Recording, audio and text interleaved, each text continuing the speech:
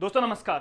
दोस्तों जो कुछ दिनों पहले सोंग नदी का जो पुल टूटा है जो थानो रोड पर मौजूद है, एक साल पहले तकरीबन परवतजन डिजिटल के माध्यम से मैंने खुद इस लाइव करते हुए इस पुल को दुर्दशा इसकी दिखाई थी और कहा था कि ये पुल बहुत जर्जर हालत में है और इसका संज्ञान शासन प्रशासन को लेना चाहिए। तकरीबन 66,000 व्यू इस वीडियोस में आए थे जो लाइव ये वीडियो की थी, क्योंकि उस समय ही जो ऋषिकेश और देहरादून को जोड़ने वाला पुल था वो टूट गया था और ठीक उसी का ही मुआयना करते हुए हमने बताया था कि ऐसे कौन कौन से पुल हैं। तो उस पुल की भी हमने संज्ञान लेते हुए कहा था कि ये पुल भी शासन प्रशासन को उसमें ध्यान देना चाहिए। सबसे पहले आप ये वीडियो आप देखिएगा जो एक साल पहले ठीक परवतजन डिजिटल के माध्यम से मैंने खुद लाइव करके अवगत कराया था शासन प्रशासन को। कल की सबसे बड़ी घटना ये रही कि जो रानी पोखरी का पुल है वो ढह गया। गनीमत ये रही कि उसमें कुछ कैजुअलिटी नहीं हुई। और आज हमें एक खबरें मिली कि जो सोडा सरोली का जो पुल है जो बिल्कुल देहरादून के पास है उस पर भी कुछ इस तरीके से दरारें आ रही हैं। तो हम यहाँ पर पहुँचे हैं ग्राउंड रिपोर्टिंग करने। तो हमने ये देखा कि अपने कैमरामैन को कहूँगा कि लगातार पहाड़ों में बरसात हो रही है और ये देखिए पूरा पानी और कितनी तेज़ बहाव में ये आ रहा है। और इसके कोने कोने पे आप अगर देखेंगे कोने कोने पे बिल्कुल पुस्ते वगैरह कुछ नहीं लगाए हुए हैं और लगातार जो पानी है वो इस कोने को काट रहा है जो बिल्कुल पुल के एकदम कोने पे है। इसके साथ साथ जिसकी हमें सूचना मिली थी आज सुबह सुबह पीडब्ल्यूडी के अधिकारी भी यहाँ पर आए थे इंस्पेक्शन करने के लिए कि जो पुल की है उनकी हालत क्या है। मैं अपने कैमरामैन को जरा दिखाएं पुल की जो थोड़ा हालत है। ये क्रैक आने शुरू हो गए हैं। ये क्रैक खाली एक जगह पे नहीं है, ये क्रैक आपको अगर हम थोड़ा आगे जाएंगे तो क्रैक आपको उस जगह पे भी नज़र आएंगे। आप ये देखिएगा लगातार इस पे क्रैक जो है वो पत्थरों के द्वारा एक क्रैक भरे गए हैं। और इसके साथ साथ जगह जगह पे शायद कैमरे में ना दिखें, इसके साथ जगह जगह पे गड्ढे भी पड़े हुए हैं जो ये प्रतीत होता है कि मानो अंदर से खोखले हो गए हैं। और इस एंगल से अगर मैं आपको दिखाऊं पुल के दूसरे एंगल पर हम लोग खड़े हैं और दूसरे एंगल से मैं अपने कैमरामैन को कहूँगा ज़रा नीचे दिखाएं। आपको देखेंगे कि जो पुस्ते जो कोने कोने में जो पुस्ते लगे हुए थे वो भी बिल्कुल ढह गए हैं। जो पुल को रोक रहे थे, जो पुल की जो कोने कोने से जो मिट्टी है जो उसको रोक रहे थे, पुस्ते रोकने का काम ये करते हैं, लेकिन ये पुस्ते भी इस समय ढह गए हैं। और स्थानीय लोगों ने हमें यहाँ पे बुलाया था। स्थानीय लोगों ने कहा था कि कम से कम आपको पहले ही जो घटना हो सकती है कम से कम शासन प्रशासन को दिखाना चाहिए कि जो ये बड़ासी पुल है, माफ़ कीजिएगा, जो सोडा सरोली का जो पुल है उस पर भी जो रानी पोखरी में जो घटना हुई थी वो घटना दोबारा से हो सकती है। घटना को न्योता ये पुल दे रहा है। हम आएंगे आपको थोड़ा कैमरामैन को कहूँगा मैं हमारे साथ नीचे भी हैं, आराम से आना, ठीक है, गिर मत जाना। कि पुल के नीचे का क्या हाल है, किस प्रकार से जो पानी जो है उफान मार रहा है और एक घटना को न्योता भी है। और हम आपको लाइव आज इसलिए यहाँ से दिखा रहे हैं क्योंकि पहले भी घटना हो चुकी है। ये देखिएगा, कैमरा मुझे दे दे, ये देखिएगा पूरा पानी है यहाँ पर। ये पुस्ते जो कोने कोने बने थे पुस्ते ढह चुके हैं। ये देखिएगा, ये रोकने के लिए पुस्ते और लगातार जो पानी है वो कोने को काट रहा है, लगातार मिट्टी बह रही है और जो पुस्ते हैं वो भी गिर चुके हैं यहाँ पर। और होना हो ये किसी हादसे को दोबारा से न्योता है, किसी हादसे के लिए। थोड़ा और आगे चल जाता हूँ अगर जा पाया। ये देखिए पूरा पुस्ता, ये आप जो पूरा ढेर देख रहे होंगे पत्थरों का, ये पूरा पुस्ता है जो ढह चुका है पूरा। और पानी देखिए कितने उफान पे हैं, लगातार बारिश हो रही है पहाड़ों में और पानी अपने पूरे उफान पे हैं। पेड़ पौधे भी लगातार बह के भी आ रहे हैं। तो आप सोच ही सकते हैं, ये थोड़ा जूम करके मैं दिखाता हूँ आपको, ये देखिएगा। तो दोस्तों आपने वीडियो देखी।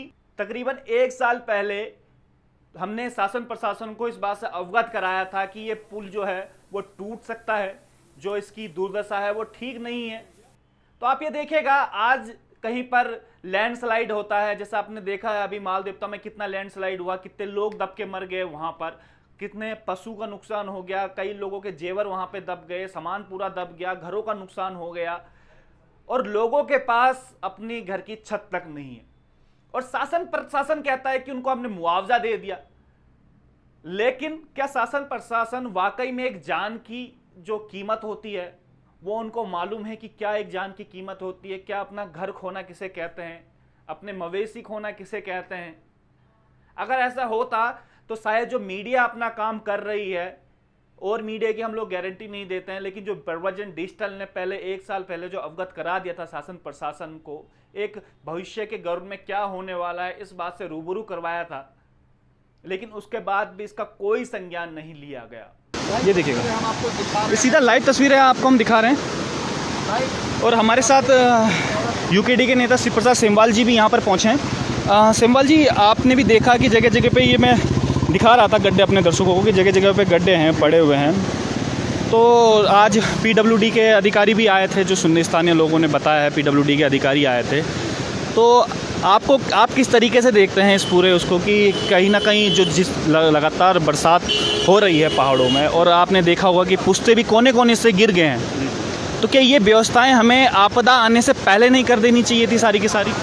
जाहिर सी बात है कि ये पहले ही करनी चाहिए थी, लेकिन अधिकारी सुनने को राजी नहीं है। ये संवेदनशीलता जो इंजीनियर्स हैं हमारे, उनकी भी दर्शाता है कि किस तरीके से संवेदनहीन है।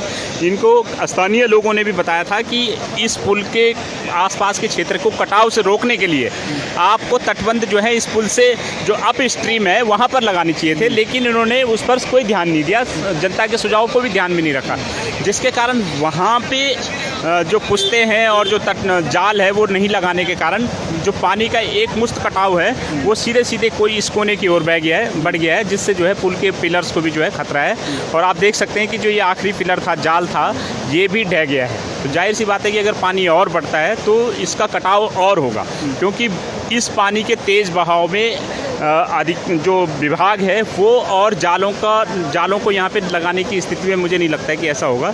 तो जाहिर सी बात है कि उनकी लापरवाही का खामियाजा जो है आगे भुगतने को मिल सकता है। उसके बाद भी शासन प्रशासन मौन बैठा रहा। आज त्रिवेंद्र सिंह रावत जी की समय की यह बात है, वो भी उस समय मौन रहे।